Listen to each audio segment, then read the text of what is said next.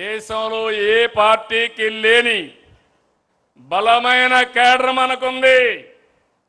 క్రమశిక్షణ, కమిట్మెంట్, కష్టపడి పనిచేసే మనస్తత్వం ఉన్న కార్యకర్తలు మన పార్టీ సొంతం. అదే మన బలం, అదే మన బలగం. అందుకే అందరికీ చెప్తున్నా, కేడర్ని గౌరవంగా చూసుకోవాలి, సముచిత స్థానం ఇవ్వాలి. ఏ స్థాయి నాయకుడైనా party first, cadre cadre cadre.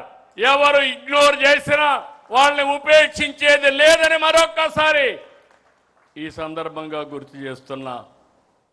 175 మంది ఎమ్మెల్యేలే కాదు నాయకులు, 25 మంది ఎంపీలే కాదు నాయకులు, బూత్ స్థాయిలో ఉండే ప్రతి ఒక్క కార్యకర్త నాయకుడే.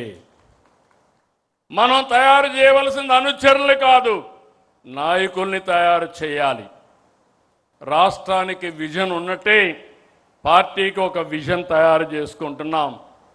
నాకు 2 బాధ్యతలు ఉన్నాయి, ఈ పార్టీకి 2 బాధ్యతలు ఉన్నాయి. విజన్ 2047 స్వర్ణాంధ్ర. అదే సమయంలో పార్టీకి 2047కి ఒక విజన్ తయారు చేసుకుంటాం.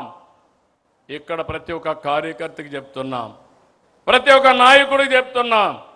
ఈరోజు మనందరం కూడా ఎక్కడికక్కడ సమర్థవంతమైన నాయకత్వాన్ని తయారు చేసుకోవడానికి నిరంతరం తెలుగుదేశం పార్టీ ఎప్పుడు కూడా నాయకుల్ని తయారు చేసే విశ్వవిద్యాలయం ఇది.